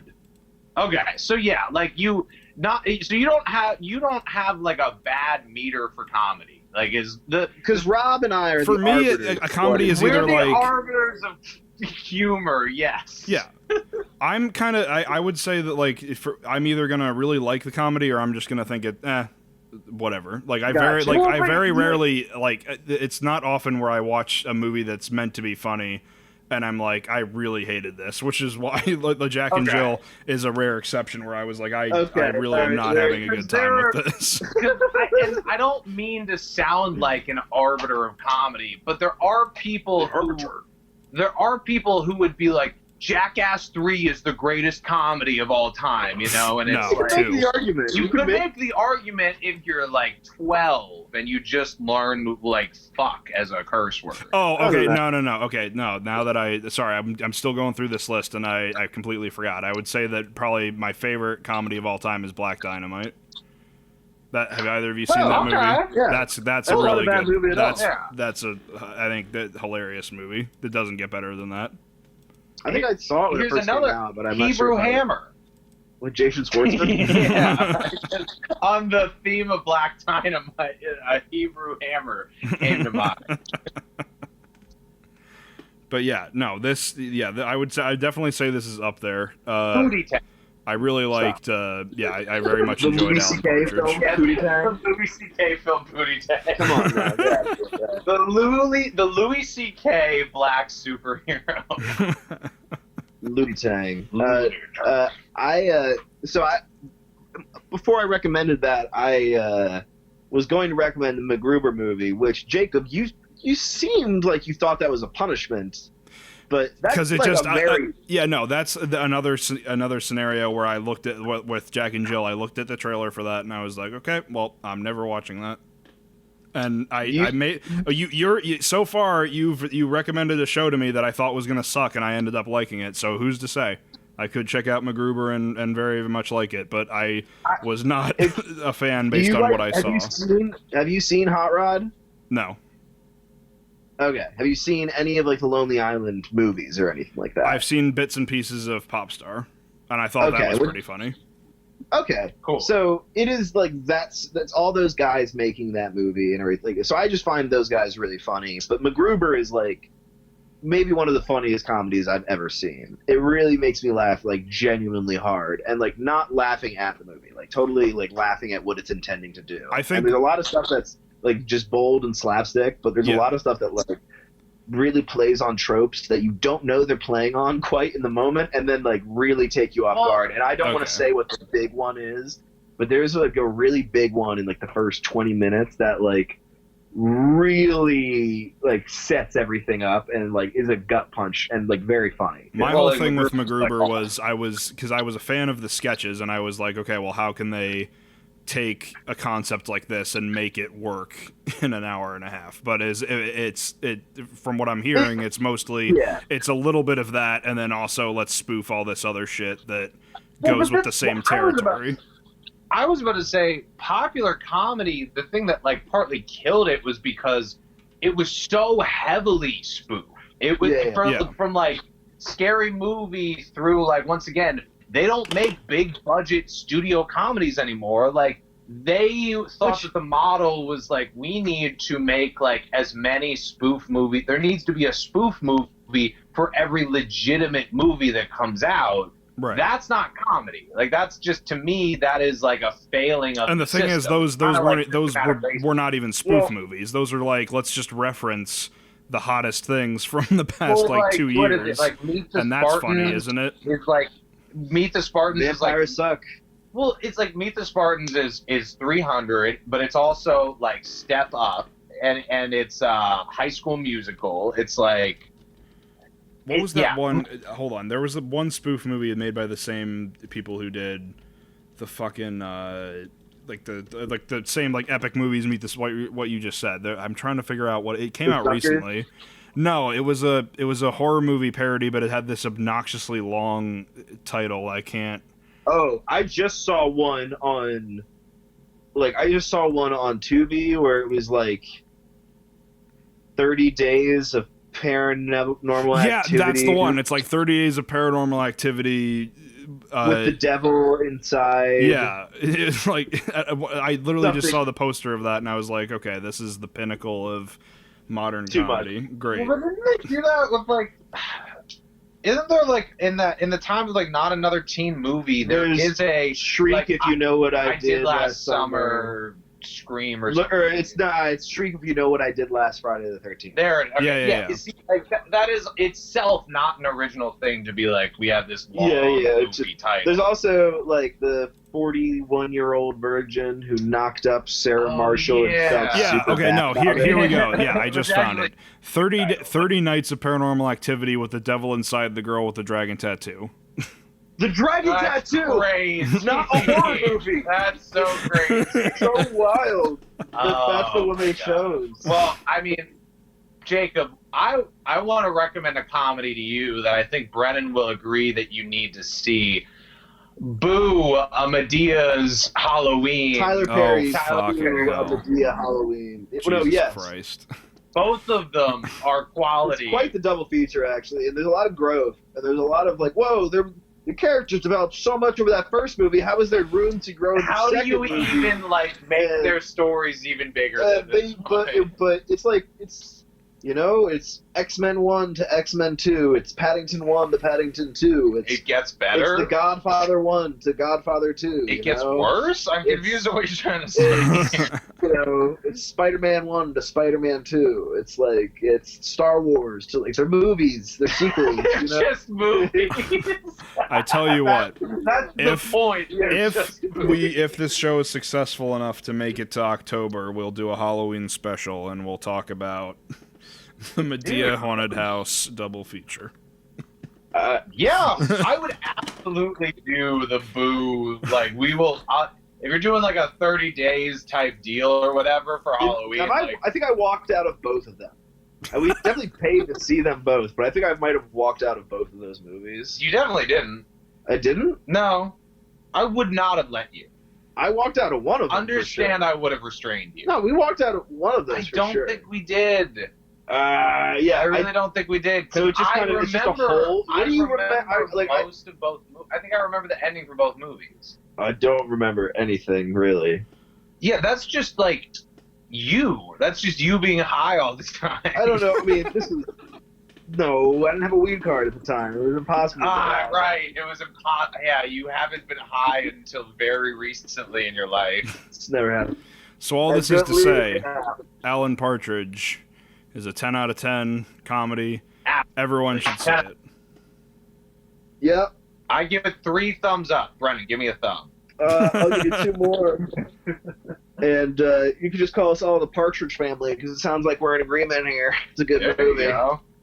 So then I hate to bring us down from the sound of it, but our third and final movie that we're talking about is the one I recommended, which is Matt Johnson's... Oh, actually, hold on, really quick. Alan Partridge, you can watch for free on Tubi with ads. It's also free on YouTube Movies. And they'll get you with those ads. Oh. And it should be available other places as well. I don't know how readily available the show is, but I'm sure you can find Apparently on clips of HBO it. Max. Yeah, it's all on HBO. Okay, well then, yeah, go check out the show as well. I know I will, because Steve Coogan is hilarious, and I want to see more Yeah, of his really, character. if I could recommend one thing really out of this episode, people should check out Alan Partridge. Definitely. And really just for, like, in the effort to be, like, your dollar is your vote, and even if you're watching it for free, like, show them that Alan Partridge, like, makes that ad revenue. Like, we need more shit like Alan Partridge in the world. Exactly. So... So let's get to the thing we need less of in the world, Jacob. Oh boy. Okay. So I recommended The Dirties, which is a 2013 found footage film, the debut directorial effort of Matt Johnson, who has since gone on to make one of my other favorite found footage movies, Operation Avalanche. We talked about it back in episode 8 with my friend Stefan. And he's also the showrunner, director, and star of the Vice television program Nirvana, the Band, the Show, which is also hilarious. I think you guys should definitely check that out if you haven't seen that. But I would recommend what network? Vice. I think it's also available online. The Nirvana, the Band, the Show. But anyway, The Dirties is Matt Johnson's debut feature about two less than popular kids who make a school shooting movie, and then one of them decides to shoot up the school for real. So, what did you guys think? So, before we get into like what we think, because I don't think I'm as harsh on it as Rob is or whatever, but I'm very curious what your perspective on the movie is. I would like to hear like what your like thesis and like what do you think the movie is about, and like what is like. Do you like this movie, or is this something that you wanted to just show us? A lot of the points that I said about Rampage, where I said, "Oh man, this is an interesting character study of somebody who is like on a downward spiral, and this is just how these feelings and thoughts this person's having manifested." Every problem that I had with Rampage, I think is fixed in The Dirties. I think it does a very great job of showing like, here are two kids that you definitely know and can recognize from your high school career, and here's what happens if... sometimes record a podcast with. and here's what happens when one of them is pushed too far and goes a little bit crazy.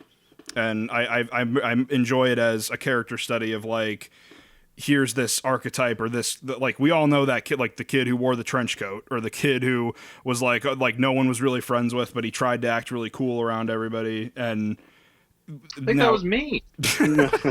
But yeah, that's why I like it. I like it very much as that sort of dark character study. From what I'm hearing, Rob, you're not a fan of this at all. Brennan, you're kind of sort of not sure what to think about it, or how far off is that? I know how I feel about it. I'm not as. Can I? Because I think I can synthesize it down into something we realize. The thing I wanted to say was just that it's. Is the movie directed by the kid? Yeah, the kid who goes crazy is Matt Johnson. Yeah. Yeah. That's what that felt like. I don't even mean that in a way where it was like, oh, I'm going to let this guy get all the screen time or anything like that. It just felt like the guy is that unhinged. If you listen to interviews of him, he definitely is like that. That guy. It feels almost like he was like, he got caught like trying to do this in real life, and then somehow pitched it to a movie studio. Had to make a movie about it. Kevin Smith heard about it and was like, that's a great idea for a movie, kid. Like, you just gotta channel that energy in a different way. This was at the height of like the whole Red State being a big thing, so this did probably appeal to Kevin Smith at that point in his career. I saw the presented by Kevin Smith sticker on it, and I was like, this is 50-50 either. Like, that sticker to me does not mean quality all the time. It means like 50-50 shot. This movie like makes me really not like Furious. Yeah, like something about the world. No, but what I was saying is like I didn't even think it was bad because like it was doing a good job of like making me for a found footage movie. I think it's made well. It's like one of those things where it's like I love cringe humor. Like, or cringe humor or something like that. Like, but school shootings are cringy. Like, we did say this, and it's a little rude, but yeah, I mean, school shootings aren't cringy. They are it's very cringy. Yeah. To do a school shooting is kind of cringe, bro. No, but it's fucking. I just like it was hard. It was like not even in a way of like the actors are bad or that it was shot bad. I just felt like I don't want to watch this. It's viscerally like not pleasing to like watch this person like descend like this. And if I had actually to make a real critique of the movie is that I think it takes his friend. So it's Owen is the one who is gonna do the shooting. Yes? No, Owen is the like coconut head normal one who becomes popular. Matt is the it takes Owen too long to realize or like take any action about the whole thing. Well, yeah. And the other thing that Rob and I were talking about was like, and maybe it's just like a commentary on the whole thing, is that like we were like, well, where are these kids' parents? Like, what's going on with this? And then you see the Matt's mom or whatever is just a normal, like, seems pretty loving. Yeah. Might work a long hour kind of job, but when she is there, like, because that scene where he comes down and he's like, "Mom, do you think I'm crazy?"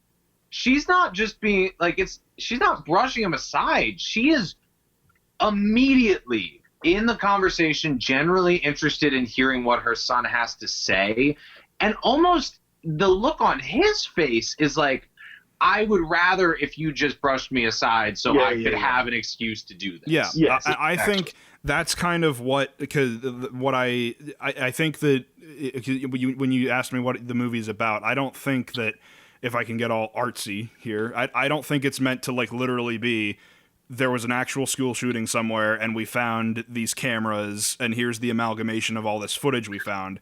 I think because Matt spends so much of the movie being like here's how it should be framed, and we need to redo this over, and let's put this song in there. Like, what we're seeing is kind of like his imagination of what the perfect movie would be of the situation, and the reality of the situation where he's like, "Hey, Owen, put your mic on. Come on, we got to do that again." Or like when, like you said, when he's looking at his mom and he's like, "That's not what you're supposed to say right here." Not literally, but with his body language.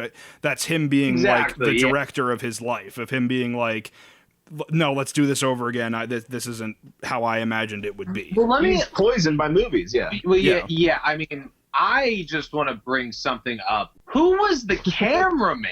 Exactly. That's what I think it is. I don't think the cameraman was real.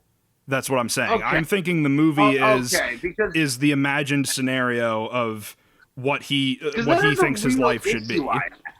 With this movie was that at a certain point, it's like, obviously, Owen has written Matt off.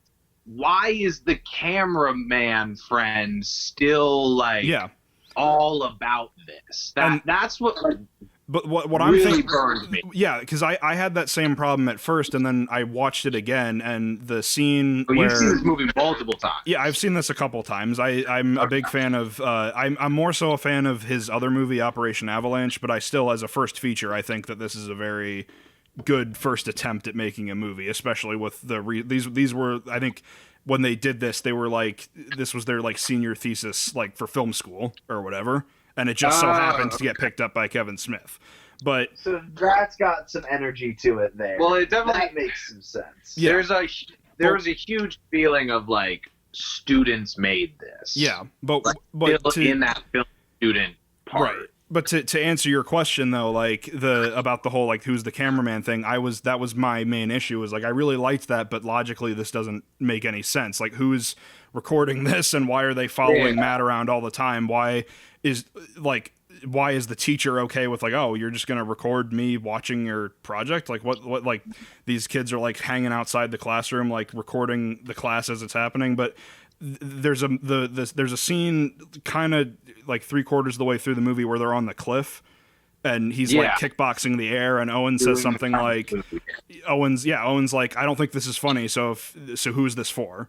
And I think that is what kind of I don't think Matt Johnson's ever answered the question of like who were the camera people, but I think that clues into the theory of like there is no camera. This is just the only way that we would see this otherwise. It's Matt's imagination, which would be really brilliant considering how often Matt like gestures to the camera and like speaks to the cameraman, like. But once again, I mean, like, I always hate being this guy because it gets me in trouble when Inception comes up. But it's like, as a moviegoer, I need some clear, like, rules and expectations. I can understand that was one that was. But, like, I do have to say, if you're trying to capture, like, as someone who was bullied up until I just, like, went out of my way to make people not even want to, like, be around me enough to bully me. This movie does a really good job of being like, yeah, high school can be really shitty for some kids, and like does a good job of showing.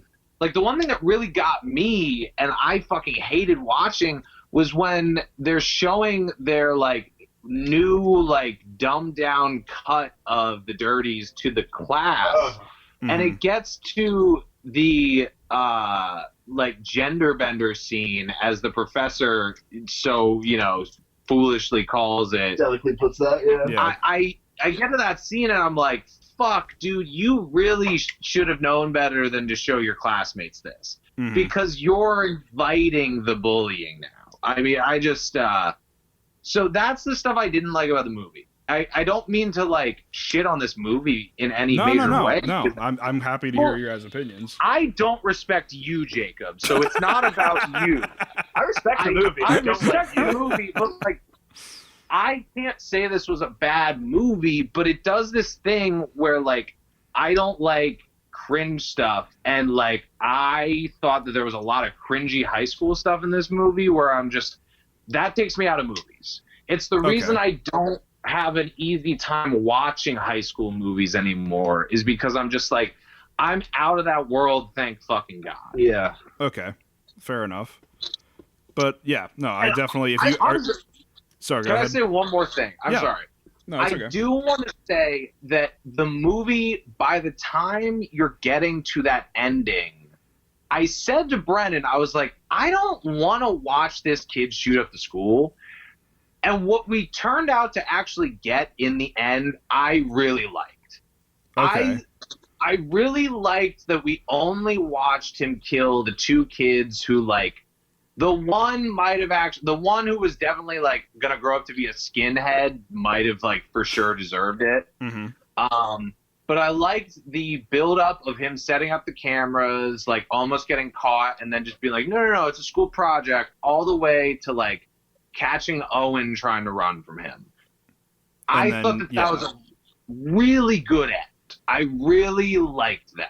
I think the imagery, like when I looked the movie up before I watched it, I saw the picture of him in the orange shirt looking at the bag, and I didn't understand, like, I understood it was a school shooting kind of thing, but like with the context of the movie, him staring at that bag, and then like his swatch goes off. His little swatch goes off that it's time, and it's just like, you only have 3 minutes of movie left at that point. So I can't even say it like the issue I would have with Rampage. This movie doesn't glorify. What do you think he does there with Owen? I don't know. Like I think that's.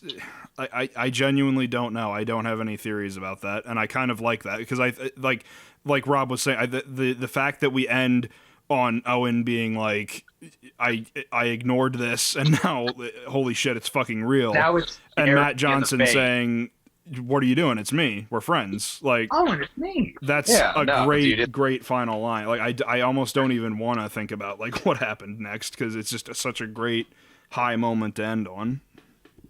What do you think happened? Yeah. I don't know, man. Like, I can see like Matt, like just like probably like turning Owen over, like betraying Owen. Sorry, other way around. Owen Owen betraying Matt or trying to turn him over or whatever, and then like Matt just like probably kills him and whoever he gets turned over to, like when he realized what's happened. Fair enough. But Well, yeah, there's a good, I think, feeling after he kills those dudes and he gets real panicky. There is a good feeling, and it's like a thing that they talk about with like the Joker in The Dark Knight and this newest Joaquin one. He does the Joker shit in the beginning. Yeah, exactly. Well, where he's like, well, yeah, you see my Heath Ledger right there? Yeah. Yeah, so fucking. But he does this thing where it's like you see the realization that he's like locked in now, that he's like made a decision he can no longer get away from. And so like going into that end, if you asked me, I think he kills his friend and kills himself. Yeah, probably. Like, you know, I think that it's like that question of it's just me leads to, what do you mean it's just you? You're killing people. You're in here with a gun. Like that does, and then it's like, what? Why are you yelling at me? Like we're best friends. This blah, was blah, our plan. yeah. This was our thing. Like this was our movie. This was your movie. You're a fuck. And then they're kissing and making out, and it's like, fucking yes. But yeah, yes. Dirties is I wouldn't rank it as like one of my favorites of all time, but I think it's definitely a fun character study to at least sit through once. If you want, it's a challenging. If you are a person who likes movies that will challenge you, it's a challenging movie, I think. Yeah, and I think you did us dirties. It kind of it reminds me a lot of like Brennan, you recommended me one time that Denis Villeneuve Polytechnique. It gives me a lot of vibes like that. So I don't know what it is. Maybe I just trust Denis more, and it's maybe because it doesn't really do the found footage thing. But like, I don't know. I just Polytechnique I think is like I trust the director more. Right. I like the movie. I would say that, Polytechnique, if you want, like, if you're comparing two movies with very similar subject matter, I would say Polytechnique is definitely the overall better made, like, technically and from a performance standpoint, it's the better movie, but I get more enjoyment, at least in the beginning, of seeing, like, this crazy dude and then slowly realizing, oh, no, he's actually fucking crazy, like that sort of breakdown. I still very much enjoy the beginning of, like, oh, man, these kids are friends and look how cool they are, and then, oh, okay, well, now here we go to a dark place. That opening scene where they're talking to the like 12-year-olds that are making the movie is a really, like, I love the beginning and the end of this movie is the issue. I love the first scene and I love the last scene. And otherwise, I mean, I just have a problem with found footage movies because it's one of those things where it's like, really? Like the camera battery didn't die one time? Like you caught everything, you know? Like you caught all the most important moments. That's my issue with those movies. I'm hesitant to recommend you Operation Avalanche because Operation Avalanche. I've heard about that movie before I even knew who. I just learned who this Matt Johnson guy is, but I have heard about Operation Avalanche being good. It has a lot of the same problems you're mentioning of like, okay, well, it's also compounded by the fact that it's a found footage movie that takes place in the late '60s. So you're like, okay, well, are they really hauling around these like huge 35 millimeter cameras and like, is there no way? But Operation Avalanche at least has the justification of like, here's why all of this is being filmed, and it's not all completely out there. There's there's not really a scene in Operation Avalanche where you're watching it and you're like, why would this be filmed? Okay. It all makes sense, but it does have that added element of like, okay, these are giant cameras that you have to have two hands on at all times, and do we really have people at all times just ready to go with these huge cameras? But like Operation Avalanche is the more consistently, like, I would say, entertaining and not as cringy movie.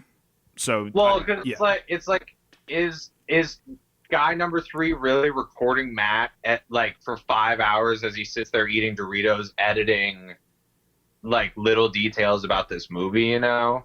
Right. That's like, I guess like all my complaints are like they're not like I don't have real big complaints about the movie. Yeah, I do it's think just a lot of little things. Get us a little dirty, a little dirty. I think there's some contrived stuff in there, and I just think I don't know. I think in different credits was really funny. Yeah, the way they go into all the the credits. Brennan and I had a lot of fun trying to be like, oh, like that's this movie, or like that's that, you know, is that fucking that. And I like how they tease it too, like in that scene where he's like, hey, you guys might have to put these in yourself. Yeah, that was also a really good kind of, because that was also one of the last lines. There's not much dialogue in the last like 10 minutes, and I really liked that. It's all like Matt like talking to the camera, or like a passing thing that a teacher says, and I really like you could cut the tension in that last 10 minutes with a knife. It was so well. Here's a moment that really got me.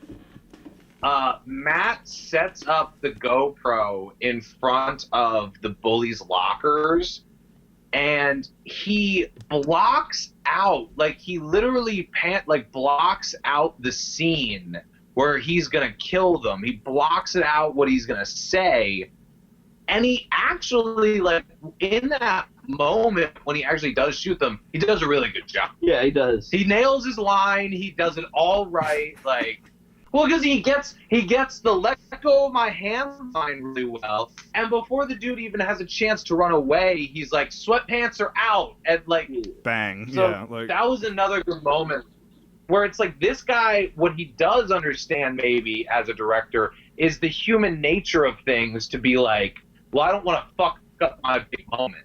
You know, like... Yeah, it's crazy. Wild and movie. Last thing that I'll say about it too, which I think is very true about like every single thing this guy does, is he's very much into like found footage as like a way to portray his stories, but oftentimes a lot of the characters in the movie are real people that were just happened to be there when they were recording. Like those 12-year-olds in the beginning were unscripted. They were just kids in that park, and we're like, "Hey, what are you guys doing?" And then Matt was like, "Oh, we can incorporate these." Like it's not as these. No, not even that. He doesn't even do that. He just gets the footage and then uses it later. But that's one of the reasons why I admire this guy as a filmmaker too, is because he's also been a big like champion of sort of like fair use and like getting footage that most times people would be like, "Oh, well, that's not." You can't just do that. And he's like, well, guess what I did? Like Operation Avalanche.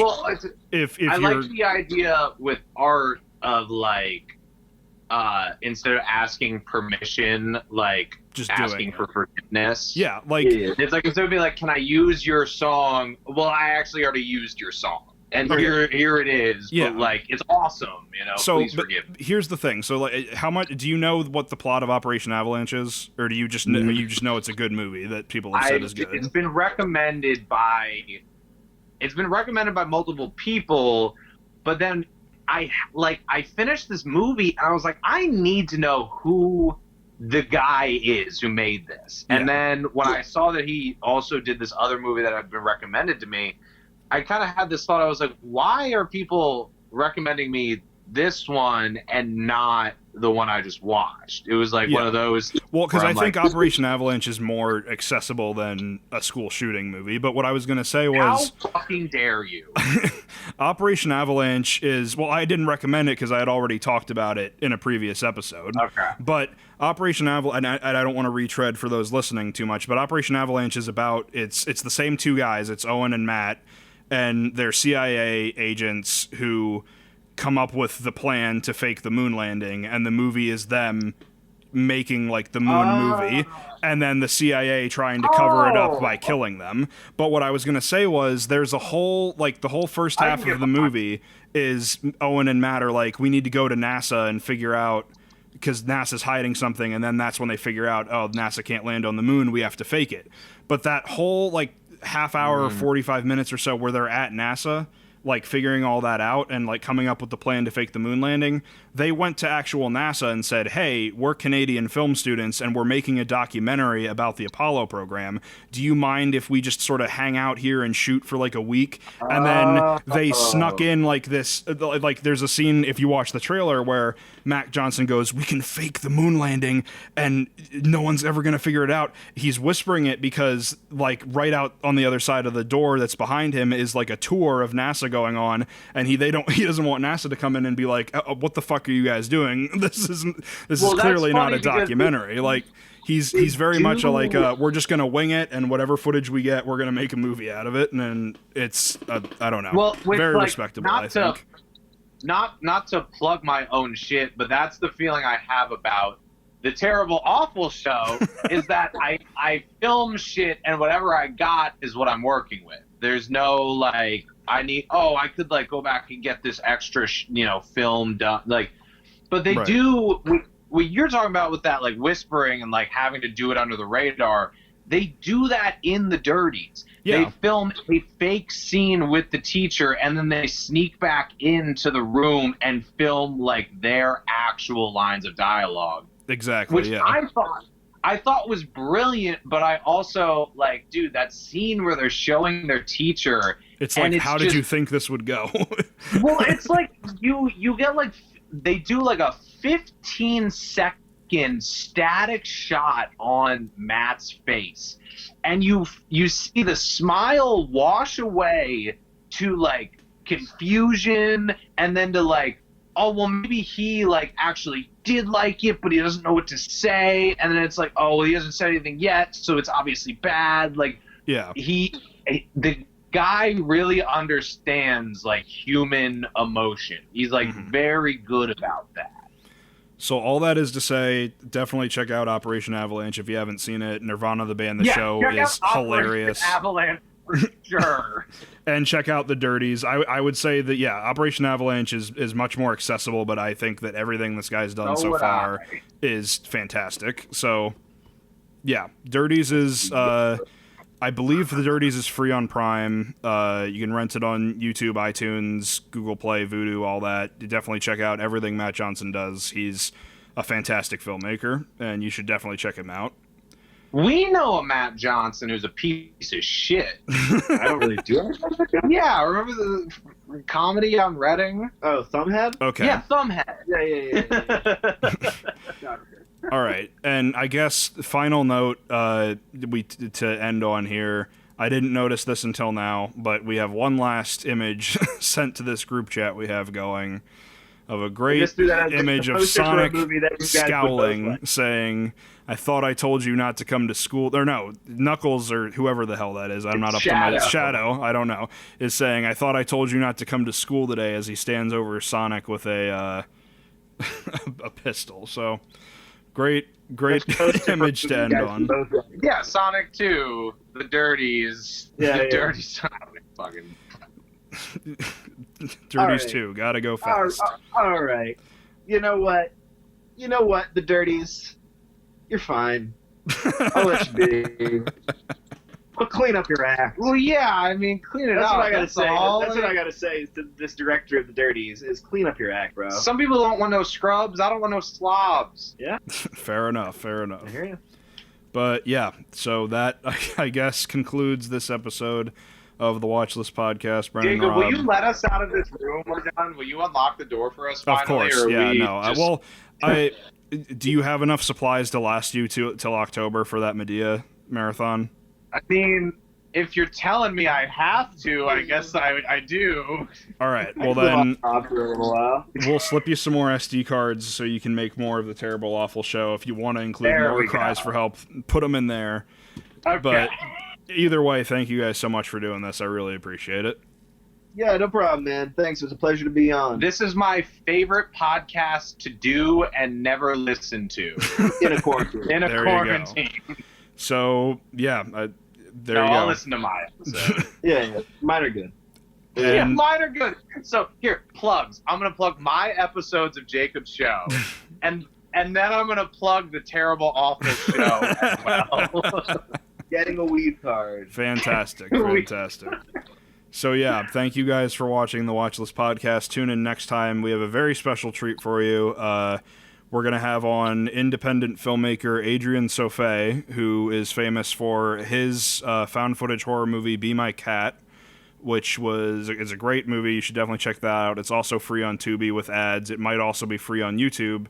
We're going to be talking about his filmmaking process and how he got his start in the independent film scene. We'll also be talking about 2 of my favorite movies of all time that also happen to be 2 of his top 10 favorite movies of all time. 2001: A Space Odyssey and The Blair Witch Project. So check those movies out if you somehow haven't seen those yet. You're all about found footage, huh, Jake? It's a guilty pleasure. I don't know what Space Odyssey being the ultimate found footage. But yeah, so check that episode out. That'll definitely be fun. And again, Brennan and Rob, thank you guys so much for doing this. And thank you guys for watching the Watchlist Podcast. We'll see you next time. Bye. See ya.